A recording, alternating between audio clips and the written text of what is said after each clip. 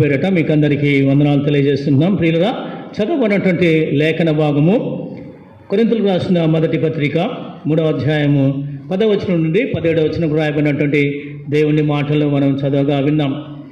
దేవుని సంఘాన్ని నిర్మించుట అనేటువంటి ఒక అంశాన్ని ఇక్కడ రాస్తున్నటువంటి మాటలు. ప్రియులుగా మీరు జాగ్రత్తగా బైబిల్ ఉన్నటువంటి వారు మీకు ఇక్కడ పవర్ పాయింట్ ప్రజెంటేషన్ ద్వారా కూడా చూపబడుతుంది కనుక మీ మనసు అటు ఇటు కానీ మీ మనసులో అటు ఇటు కానీ లేకుండా దేవుని వాక్యం వైపు కేంద్రీకరించాలని మనవి చేస్తూ ఉంటున్నాం. కొరింథీ ఒక గొప్ప పట్టణం అనే విషయాన్ని మనం జ్ఞాపకం చేసుకోవాలి. వ్యాపార కేంద్రము, తర్వాత ఓడరేవులు కలిగినటువంటి ప్రాంతము. ఆ ప్రాంతం నుండి మరి ఈజిప్ట్ దేశానికి, అదే రీతిగా మరి ఇతర దేశాలకు వ్యాపారం జరిగేటువంటి కేంద్ర స్థానంగా ఉంది. అంత మాత్రమే కాదు, అన్య ప్రాంతంగా ఉందన్న విషయాన్ని జ్ఞాపకం చేసుకోవాలి. గ్రీసు దేశంలో ఒక ప్రాముఖ్యమైనటువంటి పట్టణము కొరింథీ పట్టణం. ఈ కొరింథీ పట్టణంలో పౌలు దాదాపుగా 2 సంవత్సరాల కాల వ్యవధి గడిపినటువంటి వాడుగా, అన్య ప్రాంతంలో దేవుని సంఘాన్ని స్థాపించడానికి ఎంతో కృషి చేసినటువంటి వాడు, ప్రార్థన చేసినటువంటి వాడు, ప్రకటించినటువంటి వాడు అనే విషయాన్ని మనం జ్ఞాపకం చేసుకోవాలి. కనుక మనం అన్య దేశంలో ఉన్నాం, మన అన్య దేశం కొరకు మనం ప్రార్థన చేయాలి. కనుక ఈ దినమున ఏ రీతిగా అయితే పౌలు కొరింథీ సంఘం కొరకు ప్రార్థన చేసి వారి మధ్య ప్రకటించి సంఘాన్ని స్థాపించాడు, మన భారతదేశంలో కూడా ఈ అన్య దేశంలో అన్య మతస్థులు, అన్య ఆరాధికులు ఉన్నటువంటి వారి మధ్య మనం నివాసం చేస్తుంటున్నాం. పరిస్థితులకు అనుగుణంగా మన జీవితాల్ని ప్రభు వాక్యంలో సరిచేసుకుంటూ దేవుని వాక్యాన్ని ప్రకటించడానికి, దేవుని సంఘ స్థాపన చేయటానికి, మరి వ్యక్తిగతంగా సంఘాలు కాదు, దేవుని సార్వత్రిక సంఘాన్ని ఏర్పాటు చేయడంలో, దాని రాజ్యాన్ని స్థాపించడంలో మనమందరం కూడా ముందుకు సాగవలసిన వారమైన విషయాన్ని మనం జ్ఞాపకం చేసుకోవాలి. కనుక దేవుని సంఘమును నిర్మించుట అనేటువంటి అంశాన్ని ఈ దినమున మనము జ్ఞాపకం చేసుకుంటున్నాం.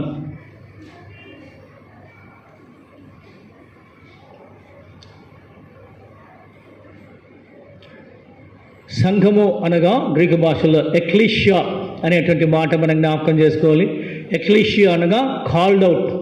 ఎక్కడి నుంచి పిలువబడ్డామంటే చీకట్లో నుండి పిలువబడ్డాం, అజ్ఞానంలో నుండి పిలువబడ్డాం, దేవుడు లేనటువంటి స్థితిలో నుంచి మనం పిలువబడ్డాం అనేటువంటి విషయాన్ని మనం జ్ఞాపకం చేసుకోవాలి. సంఘము అంటే ఒక కట్టడం అనేటువంటిది కాదు, దేవుని యొక్క బిడలు, దేవుని యొక్క విశ్వాసులు, దేవుని రక్తంలో కడగబడినటువంటి ప్రజల సమూహమే సంఘము అనేటువంటి విషయాన్ని మనం జ్ఞాపకం చేసుకోవాల్సినటువంటి వారంగా ఉంటున్నాం. కాల్డ్ అవుట్ పీపుల్ అనేటువంటి మాట పేతురు రాసిన మొదటి పత్రిక 2వ అధ్యాయం 9వ వచనం రాయబడినటువంటి మాట మనం చదువుకున్నట్టయితే మనందరికీ తెలిసినటువంటి మాట.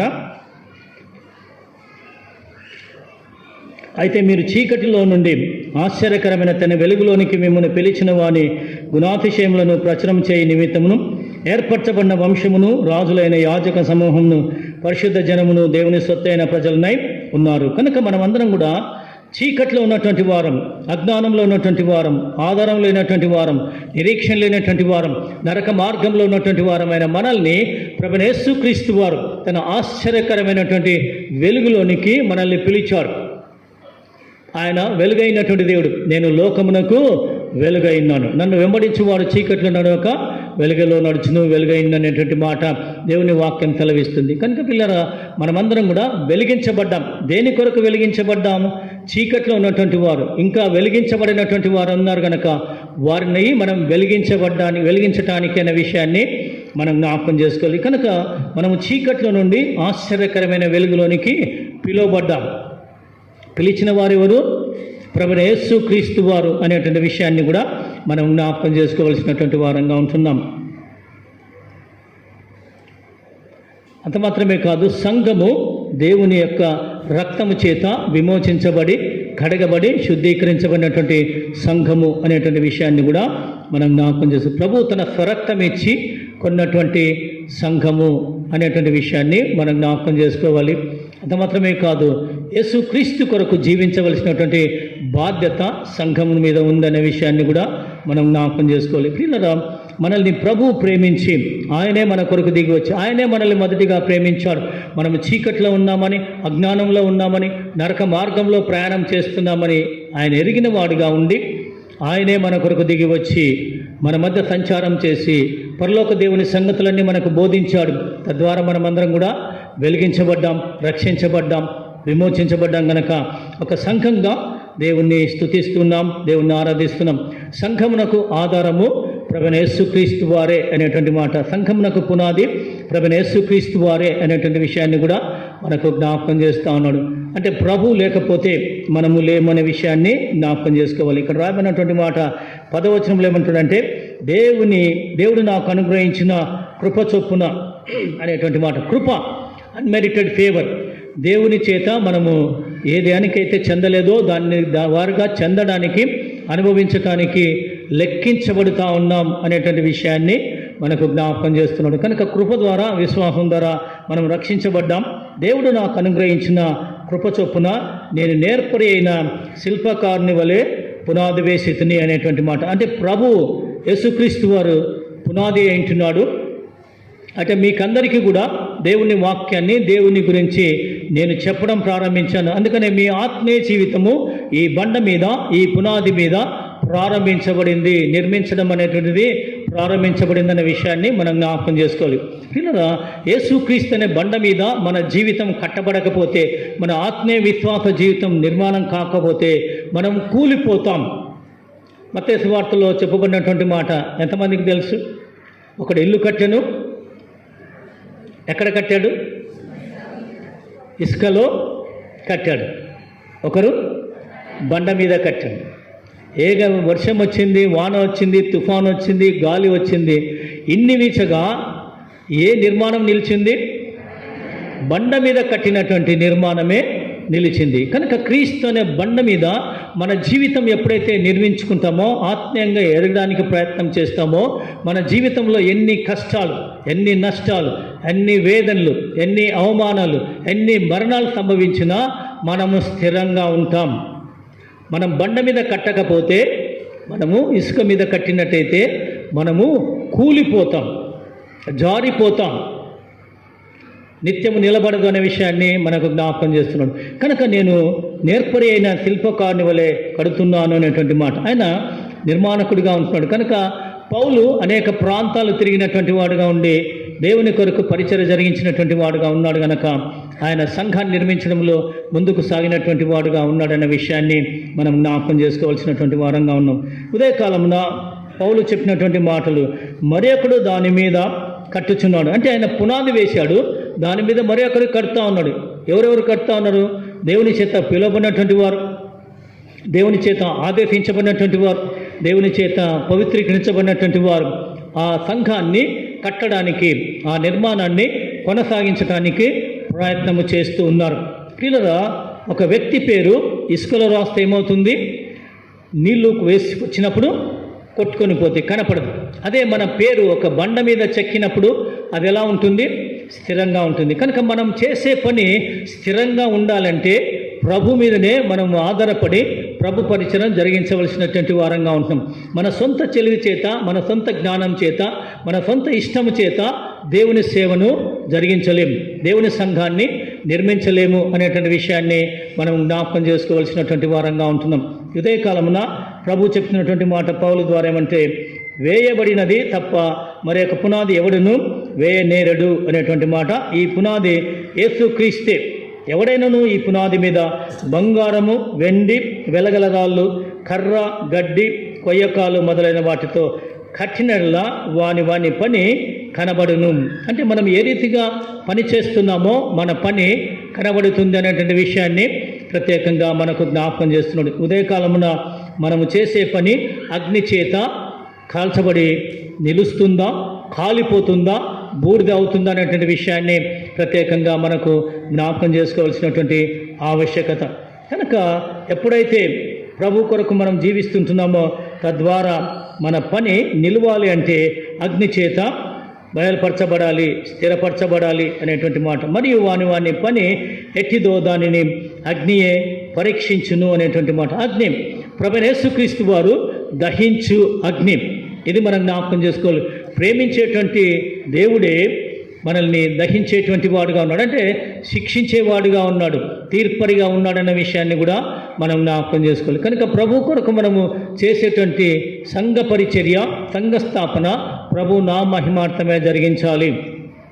ఈ మధ్యకాలంలో అనేకులు అనేక సంఘాలను వ్యక్తిగతంగా సంపాదించుకుంటున్నారు, సంఘాలను చీలుస్తూ ఉన్నారు. షీప్ స్టీలింగ్ అంటారు. అంటే ఈ సంఘంలో ఉంటారు, కొంతకాలమైన తర్వాత ఈ సంఘంలో ఉన్నటువంటి వారిని కొంతమందిని తీసుకొని వెళ్ళి సంఘాలను ఏర్పాటు చేసుకుంటారు. ఇది మా సంఘం అని చెప్తూ ఉంటారు. ప్రియులారా, అటువంటిది లేఖనానుసారమైనటువంటిది కాదు అనేటువంటి మాట మనం జ్ఞాపకం చేసుకోవాలి. ప్రియులారా, ప్రభు కొరకు నువ్వు శ్రమపడు.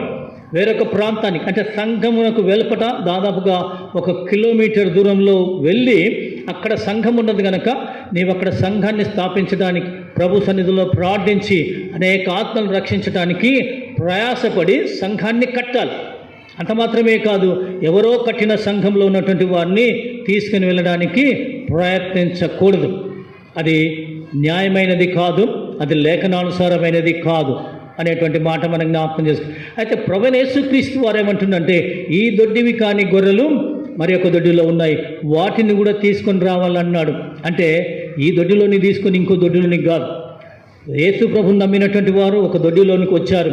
యేసు ప్రభుని నమ్మనటువంటి వారు ఇంకా అనేకులు ఆ దొడ్డిలో ఉన్నారు కనుక వారిని తీసుకురావడానికి ప్రభు ప్రయాసపడుతున్నాడనే విషయాన్ని ప్రభు చెప్పినటువంటి మాట. కనుక పిల్లరా, ఇంకా సంఘం వెలుపల ఉన్నటువంటి వారు, సంఘం చేయవలసిన బాధ్యత ఏంటంటే, పని ఏంటంటే, సంఘం వెలుపలోనికి సంఘం వెళ్ళదు. The church should go out and bring the people in to the church. సంఘం వెలుపలోనికి, లోకంలోనికి వెళ్ళాలి. సంఘంలోనికి రాకూడదు. ఓడ నీళ్లపైనే ఉండాలి కానీ నీళ్లు ఓడలోనికి రాకూడదు. సంఘము లోకంలోనికి వెళ్ళి లోకంలో ఉన్న ప్రభు ఎరగనటువంటి వారిని ప్రభు దగ్గరకు తీసుకురావాలి. ఒకవేళ లోకమే సంఘంలోనికి వచ్చిందనుకోండి, సంఘం పరిస్థితి ఏంటి?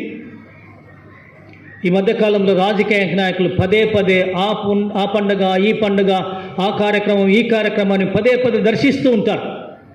వారి ప్రమేయం ఎక్కువైపోయినందువల్ల మన ఆరాధన, మన యొక్క దేవుని సన్నిధిని అనుభవించేటువంటి అవకాశాన్ని కూడా కోల్పోతూ ఉంటున్నాం. పిల్లల, లోకం ఎప్పుడు కూడా సంఘంలోనికి రాకూడదు. ఇది మనం జ్ఞాపకం పెట్టుకోవాలి. ప్రేమించేటువంటి వారు లోకంలో ప్రేమించుకోవచ్చు, కానీ దేవుణ్ణి ప్రేమించిన వారు, దేవుని సంఘాన్ని ప్రేమించినటువంటి వారు దేవుణ్ణి గణపరచాలి, సంఘ కార్యక్రమాలను గణపరిచి దేవుని కొరకు జీవించాలి, దేవుని నామహిమార్థమై ఉండాలన్న విషయాన్ని మనకు తెలియజేస్తున్నాడు. కనుక పిల్లరా, మనకు నచ్చినట్టుగా ఈ లోకంలో జీవించకూడదు. దేవుడు కోరినట్టుగా, దేవునికి ఇష్టమైన రీతిగా, దేవుని యొక్క సంతోషాన్ని కలిగినటువంటి వారంగా మనము ఈ లోకంలో జీవించవలసిన వారమై ఉంటున్నాం. పునాది మీద కట్టబడిన ఒకడు కట్టిన పని నిలిచిన ఎడల వాడు జీతము పుచ్చుకొను, ప్రతి వాని జీతము నా యొద్ద ఉన్నది. ప్రభువైన యేసుక్రీస్తు వారు చెప్తున్నటువంటి మాట, ప్రతి వాని జీతము నా యొద్ద ఉన్నది అనేటువంటి విషయాన్ని ప్రత్యేకంగా మనకు తెలియజేసినటువంటి విషయాన్ని మనం జ్ఞాపకం చేసుకోవాలి. కనుక జీతం ఎవరికి ఇస్తారు? పని చేసిన వారికే జీతం ఇస్తారు. పని చేయకపోతే జీతం ఉన్నదనే విషయాన్ని మనం జ్ఞాపకం చేసుకోవాల్సినటువంటి వారంగా ఉన్నాం. కనుక పునాది మీద ఒకడు కట్టిన పని నిలిచిన ఎడలా వాడు జీతము పుచ్చుకొను. పని చేసింది అది యజమానికి నచ్చితే జీతము కలుగుతుందన్న విషయాన్ని మనం జ్ఞాపకం చేసుకోవాల్సినటువంటి వారంగా ఉంటున్నాం. పిల్లరా, మరి ఒకని పని కాల్చివేయబడిన ఎడలా వానికి నష్టము కలుగును.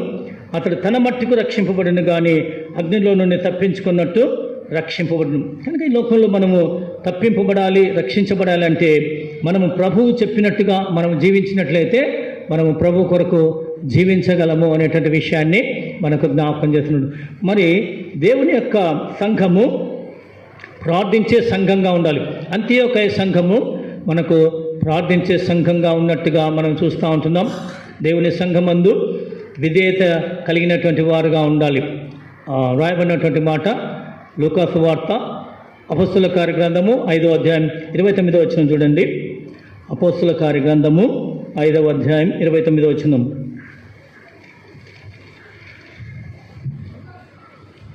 అందుకు పేతురును అపోస్తలును, మనుషులకు కాదు దేవునికే మేము లోబడవలెను కదా.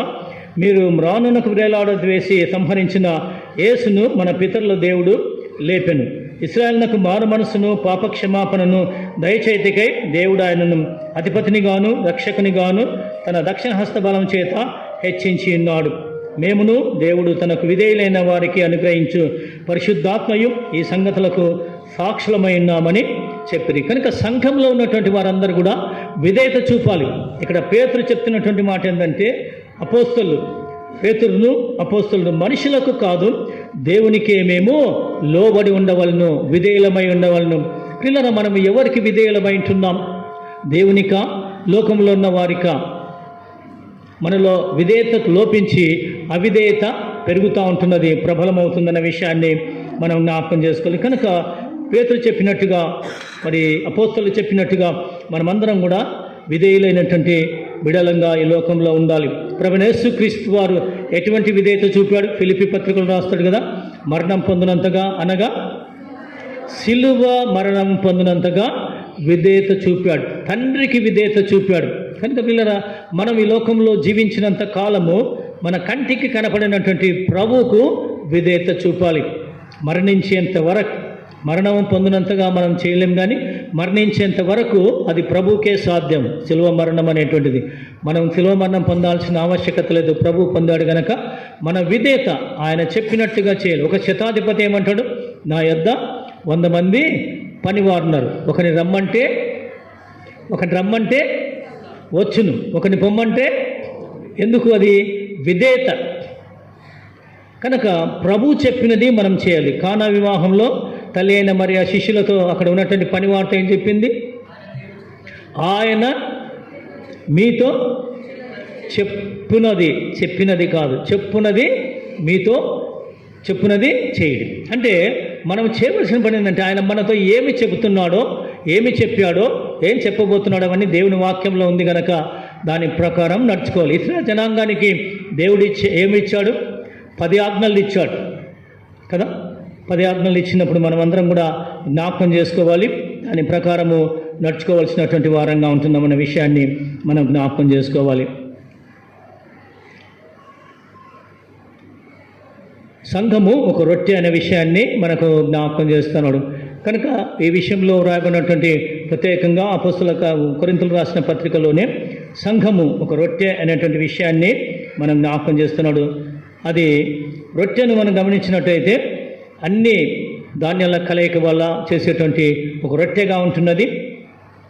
ఆకాశము నుంచి వర్షము, భూమి నుంచి మనకు అనుగ్రహించేటువంటి విత్తనం, ఈ రెండు కలిసినప్పుడు మనకు రొట్టె తయారవుతుందనే విషయాన్ని మనం జ్ఞాపకం చేసుకోవాలి. కనుక రొట్టె తయారు కావాలంటే భూమి సహకరించాలి, విత్తనం మనకు కావాలి. అది మాత్రమే కాదు, ప్రభు కనికరించి పైనుంచి ఆకాశం నుండి వర్షాన్ని కురిపించాలి. తొలకరి వర్షాన్ని, కడవరి వర్షాన్ని దేవుడు అనుగ్రహిస్తాడన్న విషయాన్ని కూడా మనం జ్ఞాపకం చేసుకోవాల్సింది. సంఘంలో ఐక్యత ఉండాలి. సంఘము రొట్టె మనం చూసినట్టయితే మనమందరం ఒకే పాత్రలోనిది తాగుతున్నాం, ఒకే రొట్టెను భుజిస్తున్నాం కనుక మనలో ఐక్యత అనేటువంటిది ఉండాలి. ఒకడు పౌలు వాడను, ఒకడు అపోల్లో వాడను. చూడండి, కొరింథీయులకు రాసిన మొదటి పత్రికలోనే వ్రాయబడినటువంటి మాట, మొదటి అధ్యాయం 11వ వచనంలో చూసినట్టయితే, నా సహోదరులారా, 10వ వచనం చదువుతున్నాను.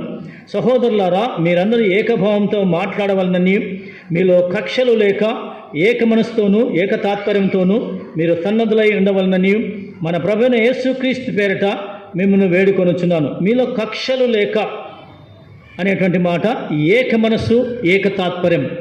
సంఘము ఎదగాలి అంటే, సంఘము నిర్మాణం కావాలంటే, విశ్వాసులందరూ కూడా కలిసికట్టుగా ఉండాలంటే ఏక మనసు, ఏకభావము, ఏక తాత్పర్యము కలిగినటువంటి వారుగా ఉండాలని పౌలు కొరింథీ సంఘానికి రాస్తున్నాడు. పౌలు కొరింథీ సంఘాన్ని చూసినప్పుడు అనేకమైనటువంటి కలతలు ఉంటున్నాయి, అనేకమైనటువంటి మనస్పర్ధలు ఉంటున్నాయి, అనేకమైనటువంటి రీతులుగా ఆందోళన కలిగించేటువంటి విషయాలు విన్నప్పుడు పౌలు ఆ సంఘానికి ఉత్తరం రాస్తున్నాడు. భౌతికంగా దూరంగా ఉన్నటువంటి వారు మరి సంఘానికి ఉత్తరం రాస్తూ హెచ్చరిస్తున్నటువంటి వాడు. అందుకని నా సహోదరులారా, మీలో కలహములు కలవని మిమ్మల్ని గూర్చి క్లోయో ఇంటి వారి వలన నాకు తెలియవచ్చును. క్లోయో ఇంటి వారు పౌలును కలిసి సంఘం ఇలా ఉంది, లేకపోతే గుడ్ షెపర్డ్ చర్చ్ ఇలాగుంది, లేకపోతే పలానా సంఘం ఇలా ఉందని పౌలుకు చెప్పారు గనక పౌలు ఈ సంఘంలో ఉన్నటువంటి పరిస్థితులను ఎరిగిన వాడైంది. ఇలా ఉంటే సంఘము క్షీణించిపోతుంది, సంఘము పతనమవుతుంది అనేటువంటి విషయాన్ని ఎరిగిన వాడిగా ఉండి పౌలు రాస్తున్నటువంటి మాట ఏంటంటే, నా సహోదరులారా, మీలో కలహములు కలవని మిమ్మల్ని గూర్చి క్లోయో ఇంటి వారి వలన నాకు తెలియవచ్చును. మీలో ఒకడు నేను పౌలు వాడను, ఒకడు నేను అపోల్లో వాడను, మరొకడు నేను కేఫా వాడను, ఇంకొకటి నేను క్రీస్తు వాడనని చెప్పుకొనుచున్నారని నా తాత్పర్యం. వీళ్ళరా కొంతమంది ఏమంటుందంటే నేను పౌలు వాడను, నేను అపోల్లో వాడను, నేను క్లోయో వంటి వాడను, ఈ రీతిగా ఇంకా నేను క్రీస్తు వాడనని, ఇంకొకటి కేఫా వాడనని చెప్పుకునేటువంటి వారు. ఈ దినాల్లో మనం కొంతమంది విశ్వాసులను కలిసి మాట్లాడినప్పుడు నేను ఫలానా సంఘానికి చెందిన వాడిని, నాకు ఆయన్నే సేవకుడు, ఆయన చెప్పినదే వింటాననేటువంటి మాట చాలాసార్లు నేను విన్నాను. ఇలా సేవకులు సేవ చేయటానికి ఉన్నారు, కానీ వారు చెప్పినట్టుగా లేఖనానుసారంగా నడుచుకోవచ్చు, కానీ వారు వ్యక్తిగతంగా చెప్పినటువంటి విషయాల్ని మనం పాటించాల్సిన ఆవశ్యకత లేదు, వారిని ఆరాధించాల్సిన ఆవశ్యకత లేదు. వారు చెప్పింది వేదం అన్నట్టు కాదు. కనుక అది లోకగురువైనటువంటి ప్రభువును మనం వెంబడించాలి, ఆయనకు విధేయత చూపాలి. మనస్పర్ధలు లేకుండా మనం ఈ లోకంలో సంఘంలో కొనసాగాలి. అందుకనే పౌలు అంటాడు కదా, పౌలు క్రీస్తు విభజింపబడి ఉన్నాడా, పౌలు మీ కొరకు సిలువ ఇవ్వబడినా, పౌలు నామమున మీరు బాప్తిసం పొందితురా, నా నామమున మీరు బాప్తిసం పొందితురని ఎవరైనా చెప్పుకున్నట్లు క్రిస్పునకు తప్ప గాయనకు తప్ప మరి ఎవరికి నేను బాప్తిసము ఇయ్యలేదు. అయితే పౌలు ఎవరు, అపోల్లో ఎవరు? పౌలు నాటను, అపోల్లో నీళ్లు పోసను. అయితే నాటిన వాని యందును నీరు పోసిన వాని యందును ఏమీ లేదు, ఫలమిచ్చు ప్రభువునందే సమస్తము కలదు. కనుక మనమందరం కూడా ఐక్యమత్యంతో ఉండాలనేటువంటి తాత్పర్యాన్ని పౌలు ఇక్కడ తెలియజేస్తున్నట్టుగా మనం చూస్తాము. కనుక ఒకే సంఘానికి చెందిన వారం, అది ప్రభు సంఘానికి, ఒక రొట్టెను ప్రభు యొక్క శరీరానికి మనం చెందినటువంటి వారంగా ఉన్నామనే విషయాన్ని మనకు జ్ఞాపకం చేస్తూ ఉన్నాడు. కనుక పిల్లరా, ప్రభునందు మనం ఒకే శరీరంగా ఉన్నాము, ఒకే రొట్టెను భుజిస్తున్నాం. అంత మాత్రమే కాదు, ప్రభుతో మనము ఏక మనసు కలిగిన వారమై, ఏక కుటుంబం వారమై, ఏక తండ్రి కుటుంబ సభ్యులంగా కొనసాగుతున్నామన్న విషయాన్ని మనం జ్ఞాపకం చేసుకోవలసినటువంటి వారంగా ఉంటున్నాం. సంఘము దేవుని చేతిలో విరవబడాలి, అంటే మనం నలగొట్టబడాలి. యాకోబు మోసగాడుగా ఉన్నాడు. ఎవరి చేత నలగొట్టబడ్డాడు, విరగొట్టబడ్డాడు? మోసగాడుగా ఉన్నటువంటి యాకోబు ఎవరి చేత నలగొట్టబడ్డాడు? దేవుని చేత నలగొట్టబడ్డాడు. తుంటి ఎముక విరిగిపోయింది, కుంటుతూ నడుస్తాడు. పిల్లగా మనమందరం మన జీవితాలన్నీ కూడా నలగొట్టబడాలి, విరవబడాలి. అప్పుడే మనము దేవుని చేత వాడబడ్డానికి వీలవుతుంది. కనుక అంతవరకు మోసగాడుగా ఉన్నటువంటి యాకోబు ఎప్పుడైతే దేవునితో పోరాడి గెలిచాడో సిరిగలవాడైంది, మరి మగ సిరిగలవాడైంది. కనుక ప్రభు కొరకు జీవించటానికి నిర్ణయం చేసుకున్నాడు. అంతవరకు అన్నను మోసం చేశాడు, నాన్నను మోసం చేశాడు, మామను మోసం చేశాడు, అనేకులను మోసం చేశాడు. ఆయన బ్రతుకంతా మోసకరంగా బ్రతికినాడు. మన జీవితంలో కూడా ఇక్కడ కూర్చున్న వారం చక్కగా అందంగా కనపడవచ్చు, కానీ మన హృదయంలో దాగి ఉన్నటువంటి మోసం ఏముందో, కుట్ర ఏది ఉందో, దగ ఏముందో మనకు తెలుసు, మన ప్రభువుకు తెలుసు. కనుక మన జీవితము విరగొట్టబడాలి, నలగొట్టబడాలి, విరవబడాలి. అప్పుడే అది ఉపయోగపడుతుంది. అంటే అందరికీ ఉపయోగపడుతుంది. ఒక్క రొట్టెగా మిగిలితే ప్రయోజనం లేదు. సంఘము ఒక రీతిగా ఇక్కడ కూర్చుంటుంది, కానీ సంఘం ద్వారా జరగవలసిన పరిచర్య మనం వెళ్ళాలి, విరవబడాలి, అనేకులకు పంచబడాలి, మన జీవితాన్ని పంచాలి, ప్రభు యొక్క వాక్యాన్ని పంచాలి. అది దాని యొక్క తాత్పర్యమైన విషయాన్ని మనకు ఇక్కడ జ్ఞాపకం చేస్తున్నాడు. కనుక యాకోబు ఎప్పుడైతే ప్రభు చేత నలగొట్టబడ్డాడో, ప్రభు చేత దీవించబడ్డాడో, నువ్వు నన్ను దీవిస్తేనే కానీ నేను నిన్ను విడవనని చెప్పినప్పుడు ఆయన దీవెన పొందాడు. అనేకులకు దీవెనకరంగా ప్రభు చేత ఆశీర్వదించబడినటువంటి కుటుంబంగా యాకోబు బయలుదేరినట్టుగా, ఇశ్రాయేలుగా మార్చబడినట్టుగా మనం చూస్తూ ఉన్నాం. కనుక పిల్లరా, సంఘము అనేటువంటిది దేవుని చేత ఏర్పరచబడినది అనేటువంటి మాట. అంత మాత్రమే కాదు, ఇక్కడ ఏమంటుందంటే 16వ వచనంలో మీరు దేవుని ఆలయమై ఉన్నారని. అంటే మనం ఏమై ఉన్నామంట? ఇంతవరకు దేవుని సంఘాన్ని గురించి మాట్లాడినటువంటి వారమైన మనం ఏమై ఉన్నామంటున్నాడు దేవుడు? మీరు దేవుని ఆలయమై ఉన్నారు. You are the temple of the living god. సజీవుడైనటువంటి దేవుని యొక్క ఆలయమై ఉన్నారు. ఆలయంలో ఆరాధన ఉండాలి. ఆరాధన తప్ప ఆలయంలో ఏది ఉండకూడదు. కనుక ఆలయాలు దేవుని కొరకు కట్టబడ్డాయంటే దేవుణ్ణి ఆరాధించడానికి, దేవుని స్తుతించడానికి, దేవుని గణపరచడానికి, దేవుని నామమున ప్రార్థన చేయటానికి. అయితే మన జీవితంలో ఎలా ఉన్నాము? ఇది దేవుని ఆలయము. అందుకని ఇంకేమంటున్నా అంటే, దేవుడు మీ దేవుని ఆలయమై పరిశుద్ధమై ఉన్నది, మీరు ఆలయమై ఉన్నారు. అంత మాత్రమే కాదు, దేవుని ఆత్మ మీలో నివసించుచున్నాడని మీరు ఎరగరా? ఇది ఒక ప్రశ్న, ఇంటరాగేటివ్ ప్రశ్న. మీరు ఎరగరా? దేవుని సన్నిధిలో ఉన్నామని మీరు ఎరగరా? మీ హృదయం దేవుని ఆలయమని మీరు ఎరగరా? మీ హృదయం ఎలా ఉందో మీరు ఎరగరా? ఎలా ఉందో నాకు తెలియదు, నా హృదయం ఎలా ఉందో నాకు తెలుసు. ఇక్కడ ఉన్నామే కానీ మన మనసు, మన హృదయం పరిపరి విధాల ఆలోచన చేస్తుండొచ్చు, పరిగెత్తుతూ ఉండొచ్చు, లోకంలో ఏముందో ఆలోచన చేస్తూ ఉండొచ్చు. పిల్లరా, అది మీరే ఎరుగుదురు. అందుకనే మీరు దేవుని ఆలయమై ఉన్నారని మీరు ఎరగరా అంటే ఎరగాలి, అవును అని చెప్పాలి. అయితే ఇక్కడ ఏమంటుందంటే, దేవుని ఆలయమును పాడు చేస్తే, దేవుని ఆలయమును పాడు చేసినట్లా దేవుడు వాడిని పాడు చేయని. గట్టిగా చెప్పండి, బిగ్గరగా చెప్పలేరా? మాటలు రావా మనకు? నిద్రావస్థలో ఉన్నారా? లేదు కదా. దేవుని మాటలు చెప్పబడుతుంటుండగా మనం ఇలా లేచి నిల్చుందాం. మనం ఒక పల్లవి వచనం వాడదాం. ప్రేమించుచున్నావా సంఘమా, నిజంగా ప్రేమించుచున్నావా సంఘం అనేటువంటి పాట పాడుకొని దేవుని వాక్యాన్ని ముందుకు సాగిద్దాం.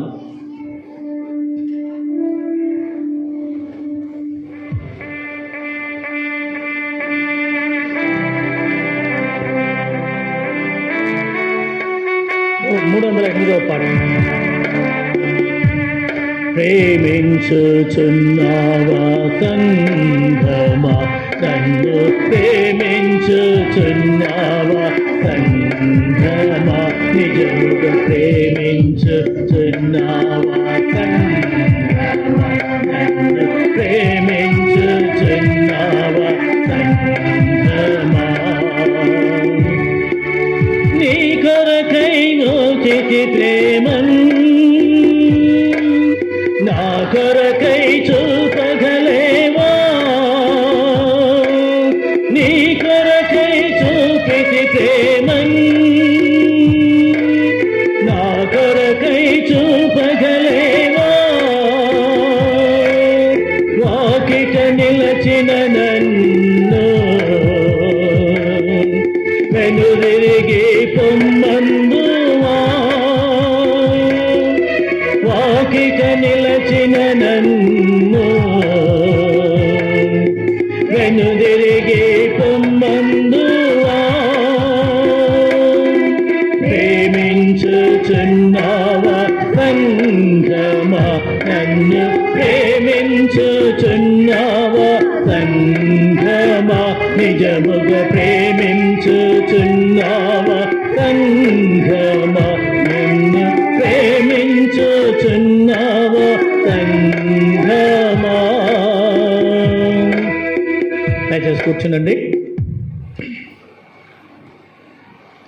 ప్రియులారా, దేవుని సంఘాన్ని మనం కడుతూ ముందుకు సాగాలనేటువంటి విషయాన్ని, మనం దేవుని సంఘాన్ని ప్రేమించాలి. దేవుని సంఘం కొరకు, మనందరి కొరకు ప్రభు తన ప్రాణాన్ని పెట్టాడు. నేను ఇంతగా చేశాను, నన్ను ప్రేమిస్తున్నావు అనే ప్రశ్న, నా కొరకు ఏమి చేస్తున్నావు, ఏమి చేస్తావు, ఏమి చేయబోతున్నావు అనేటువంటి ఒక ప్రశ్న దేవుడు మనల్ని అడుగుతూ ఉన్నాడు. ఇంతవరకు ఏమైనా చేశామా మనం? ఇప్పుడు ఏమైనా చేస్తున్నామా?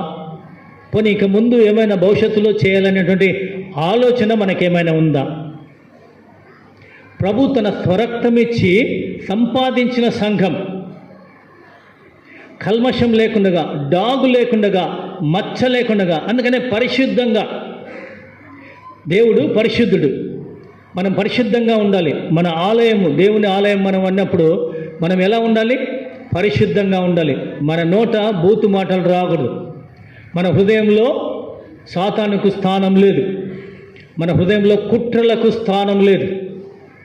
అది దేవుని నా మహిమార్థమై జీవించడానికి ఉపయోగపడాలి. మన చేతులు, మన కాళ్ళు, మన నోరు, మన కళ్ళు, మన ముక్కు, ఇవన్నీ కూడా దేవుని కొరకే జీవించడానికి ప్రయత్నం చేయాలి. నీ దేవుడనే యెహోవాను నీ పూర్ణ హృదయం కాదు, ఆత్మతో, హృదయంతో, ఆత్మతో, సత్యముతో ఆరాధించాలి కదా. దేవుణ్ణి మనఃపూర్వకంగా, యథార్థంగా దేవుణ్ణి ఆరాధించి స్తుతించవలసిన వారమైంటాం. అయితే పేతురు రాసిన పత్రిక మొదటి పత్రిక 2వ అధ్యాయంలో వ్రాయబడినటువంటి మాట మనం చూద్దాం. 5వ వచనంలో చూడండి. పేతురు రాసిన మొదటి పత్రిక 2వ అధ్యాయం 5వ వచనం చదవండి. యేసుక్రీస్తు ద్వారా దేవునికి అనుకూలములుగా ఆత్మ సంబంధమైన బలులను అర్పించుటకు పరిశుద్ధ యాజకులుగా ఉండినట్లు మీరును సజీవమైన రాళ్ళ వలె నుండి ఆత్మ సంబంధమైన మందిరముగా కట్టబడుచున్నారు. తిన్నదా? మనమందరం కూడా భౌతికంగా మందిరం కట్టడానికి ఉపయోగపడడం లేదు. దేవుని సంఘం, సార్వత్రిక సంఘం. దేవుని సంఘం ఏమంటారు? దేవుని సంఘము, క్రీస్తు సంఘము, దేవుని సంఘం, సార్వత్రిక సంఘం. అంటే ప్రపంచమంతటా ఉన్నటువంటి సంఘమే దేవుని సంఘం. మనము అనుకూలంగా మరి ఆయా ప్రాంతాల్లో కొన్ని సంఘాలను ఏర్పాటు చేసుకున్నాం. అది బాప్టిస్ట్ కావచ్చు, లూథరన్ కావచ్చు, సిఎస్ఐ కావచ్చు, మెథడిస్ట్ కావచ్చు, మెననైట్ కావచ్చు. ఈ రీతిగా కొన్ని సంఘాలను ఏర్పాటు చేశారు ఆనాడు మిషనర్లు వచ్చి. వారు వచ్చినప్పుడు వారు ఒక ఐక్యతతో మనం ఈ ప్రాంతానికి, మీరు ఆ ప్రాంతానికి అని మాట్లాడుకొని కొంతమంది మిషనర్లు ఆయా ప్రాంతాల్లో సేవ జరిగించారు. దక్షిణ భారతదేశంలో విరివిగా సేవ జరిగింది కనుక మనం ఎక్కువగా ప్రభుని ఎరగటానికి దక్షిణ భారతదేశంలో పరిస్థితులు ఉంటున్నాయి. ఉత్తర భారతదేశంలో అటువంటి పరిస్థితులు లేవు. అక్కడ పరిచర్య జరిగించవలసినంతగా జరగలేదు కనుక ఆ ప్రాంతంలో పరిచర్య చేయడానికి ఎవరైనా వెళ్తారనేటువంటి ప్రశ్న. భారతదేశంలో అది ఉత్తర భారతదేశం కూడా ఒక భాగం కనుక వారు కూడా ప్రభువులోకి రావాలి కనుక మనం ఏమైనా చేయగలమా, వెళ్ళగలమా, ప్రార్థన చేద్దామా? పిల్లరా, అందుకని ప్రభు అంటున్నాడు, మీరు ఏ రీతిగా ఉండాలంటే పరిశుద్ధ యాజకులుగా ఉండాలి. దేవుని మందిరము మన హృదయమైనప్పుడు మనమందరం యాజకులం. అంటే మనము ప్రార్థించే వారంగా ఉండాలి. యాజకులు చేసే పని ఏంటి? యాజకులు చేసే పని ఏంటి? ప్రార్థన చేస్తారమ్మా. దేవుని ధర్మశాస్త్రాన్ని బోధిస్తారు. లేవి కాండంలో ఇవన్నీ చదువుతున్నారు కదా, వింటున్నారు కదా, మర్చిపోతున్నారా? నేను అడిగిన ప్రశ్న అర్థమైందా? యాజకులు అనేటువంటి వారు ఏం చేస్తారు? ధర్మశాస్త్రాన్ని బోధిస్తారు. ప్రజల కొరకు దేవుని సన్నిధిలో అర్పణలు అర్పిస్తారు, ప్రార్థన చేస్తారు, అంతే చేస్తారు. మనం యాజకులుగా ఉన్నాము.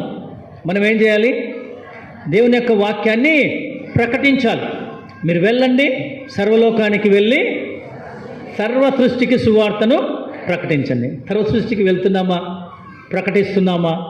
ఈ విషయాన్ని మనం జ్ఞాపకం చేసుకోవాలి. వెళ్ళాలి, వెళ్ళే వారినైనా పంపాలి కదా. ఒక గొప్ప మిషనరీ భక్తుడు ఏమంటాడంటే, రెండో మారు దేవుని వాక్యాన్ని వినే హక్కు నీకు లేదు. ఎందుకంటే కోటాను కోట్ల జనులు సువార్త లేక, రక్షణ లేక, రక్షకుడు ఎవరో తెలియక నశించిపోతున్నారు.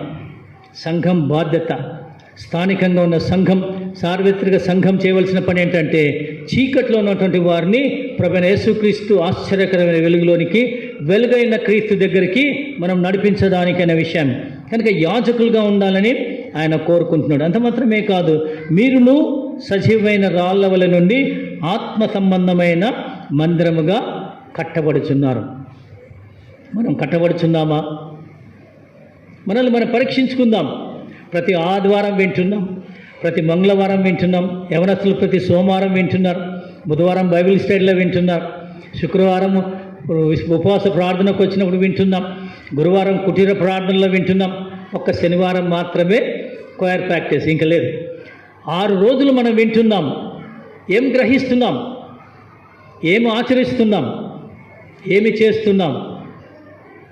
మన జీవితం ఎప్పుడు ముగుస్తుందో మనకు తెలియదు. మరణము ఎప్పుడైనా ఎవరి మీదైనా రాలవచ్చు. మన జీవితము ముగియవచ్చు. కనులు మూయబడక మునిపే, జీవితము ముగియక మునిపే, మనం మేలుకొని ఉండగానే, కనులు తెరిచి ఉండగానే, బ్రతికి ఉండగానే ప్రభువును ఎరగాలి, ప్రభువును సేవించాలి, ప్రభు సంఘాన్ని కట్టడంలో నా వంతు పాత్ర ఏంటి అని మనం ఆలోచించాలి. Can I do anything for the lord? దేవుని కొరకు, దేవుని సంఘం కొరకు నేను ఏమైనా చేయగలనా?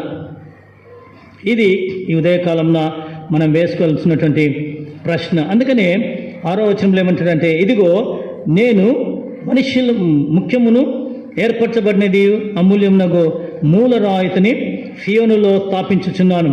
ఆయనందు విశ్వాసముంచువాడు ఏ మాత్రమును సిగ్గుపడడను మాట లేఖమందు వ్రాయబడినది.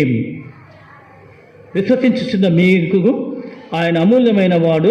విశ్వసింపని వానికైతే ఇల్లు కట్టువారు ఏ రాతిని నిషేధించరో అదే మూలకు తలరాయి ఆయను, మరియు అది అడ్డురాయు అడ్డుబండయు ఆయను. కనుక కట్టువారు వాక్యమున కవిధేయులై తొట్టిల్లుచున్నారు. కనుక కట్టేటువంటి వారమైన మనం కూడా, బోధించేటువంటి వారమైన మనం కూడా తొట్టిల్లేటువంటి వారంగా ఉన్నాం, అవిధేయులుగా ఉంటున్నాం అనే విషయాన్ని దేవుని వాక్యం తలవిస్తుంది. పిల్లరా, ఈ లోకంలో ఉన్నటువంటి వారు, దేవుని చేత పిలువబడినటువంటి వారు దేవుని వాక్యాన్ని ప్రకటించటానికి మాత్రమే ఉన్నారు. లేవీలకు భూభాగం లేదు. లేవీలు దేవుడు ఏర్పాటు చేసుకున్న గోత్రం, దేవుని మందిరంలో సేవ చేయటానికి దేవుడే వారి భాగం. కానీ ఈ దినాల్లో ఏం చేస్తున్నారు? లోకంలో ఉన్నదంతా సంపాదించుకోవడానికి ప్రయత్నం చేస్తున్నారు. దేవుడు చెప్పింది ఒకటి అయితే వారు చేస్తుంది ఇంకొకటి. అవిధేయులుగా ఉంటున్నారు. ధన సముపార్జనలో ఉన్నటువంటి వారు అనేకులు ఉంటున్నారు. మాయ మాటలు చెప్పేటువంటి బోధకులు అనేకులు ఉంటున్నారు.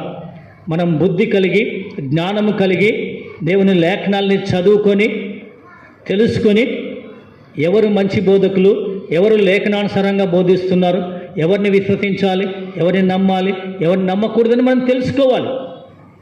లేఖనమే ఆధారం. గుడ్డిగా నమ్మకూడదు. ప్రతి ఆత్మను నమ్మకుడే. మేము బోధకులను వస్తారు, మాటలు చెప్తారు, సంఘంలో దూరుతారు, కుటుంబాల్లో దూరుతారు. కనుక పిల్లరా, మనం జాగ్రత్త వహిస్తాం. మనం సంఘంలో, దేవుని సంఘంలో ఉన్నాం కనుక జాగ్రత్త వహించాలి, విధేయులుగా ఉండాలనే విషయాన్ని మనకు జ్ఞాపకం చేస్తున్నాం. కనుక నేను ముఖ్యమును ఏర్పరచబడినది అమూల్యమునగు మూలరాతిని సియోనులో స్థాపించుచున్నాను. ఆయనందు విశ్వాసం ఉంచువాడు ఏ మాత్రమును సిగ్గుపడ్డు. మనం సిగ్గుపడాల్సిన ఆవశ్యకత లేదు. పిల్లరా, ఈ ఉదయకాలమున దేవుని సంఘాన్ని కట్టడానికి మనమందరం కూడా ప్రయాసపడవలసిన వారమై ఉంటున్నాం. అందుకని ఇక్కడ రాయబడినటువంటి మాట, దేవుడు నాకు అనుగ్రహించిన కృప చొప్పున. ప్రతి ఒక్కరికి దేవుడు తన కృపనిచ్చాడు. పౌలుకి ఇచ్చాడు, నాకు ఇచ్చాడు, మీకు ఇచ్చాడు. కనుక దేవుడు అనుగ్రహించిన కృపను మనం ఏం చేస్తున్నాం అనేటువంటి విషయాన్ని మనం జ్ఞాపకం చేసుకుంటూ దేవుని సంఘ నిర్మాణంలో మనమందరం కూడా ప్రయాసపడవలసిన వారమై ఉంటున్నాం అనే విషయాన్ని దేవుడు మనకు జ్ఞాపకం చేస్తున్నాడు. చివరిగా మనం జ్ఞాపకం చేసుకున్నట్టయితే వ్రాయబడినటువంటి మాటలు, సంఘము స్వార్థ పరిచర్య జరిగించుట అనేటువంటి విషయం. అంత మాత్రమే కాదు, సంఘము ఉపవాస ప్రార్థనలో ఎదుగుట అనేటువంటి మాట. సంఘము దేవుని యందు విధేయత కలిగి ఉండుట, సంఘము రొట్టె మాదిరిగా ఐక్యమత్యంగా ఉండుట, సంఘము దేవుని నివాసంగా ఉండుట, సంఘము పరిశుద్ధంగా ఉండుట అనేటువంటి విషయాన్ని మనం జ్ఞాపకం చేసుకున్నాం. కనుక పిల్లరా, ఈ విన్నటువంటి వాక్యం మనందరి హృదయాల్లో ఫలించాలి. దేవుని కొరకు మనము ఆత్మ సంబంధమైన రాయిగా దేవుని సంఘంలో కట్టబడేటువంటి వారంగా ఉండాలి అనేటువంటి మాట. కలతలు లేకుండా, మరి కలహాలు లేకుండా మనమందరం కూడా ఐక్యమత్యంతో ఈ లోకంలో దేవుణ్ణి గణపరుస్తూ దేవుని సంఘ స్థాపనలో చేయటానికి, ముందుకు సాగటానికి పరిశుద్ధాత్మ దేవుడు తన కృపను మనం అనుగ్రహించును గాక. పౌలు ఏ రీతిగా కొరింథీ ప్రాంతంలో ఒక సంఘాన్ని అన్య ప్రాంతంలో అన్య జనాంగం మధ్య స్థాపించాడో, వారిని బలపరచడానికి ఉత్తరం రాశాడో, అదే రీతిగా మనం కూడా వెళ్దాం. ఏ ప్రాంతంలో అయితే దేవుని సంఘం లేదో ఆ ప్రాంతంలో దేవుని సంఘాన్ని స్థాపిద్దాం. ఎక్కడైతే దేవుని నామ ప్రకటన జరగలేదో అక్కడికి వెళ్దాం, దేవుని నామాన్ని ప్రకటిద్దాం. వారందరినీ కూడా ప్రభువే రక్షకుడని, ప్రభువే దేవుడని, ప్రభువే విమోచకుడని, ఆయన త్వరలో రానైనటువంటి లోక రక్షకుడని విషయాన్ని మనమందరం చాటి చెప్పడానికి పరిశుద్ధాత్మ దేవుడు తన కృపను మనకు మెండుగా అనుగ్రహించి నడిపించునుగాక. దేవుడి మాటలు మన వినికిల్లో దీవించి ఆశీర్వదించునుగాక.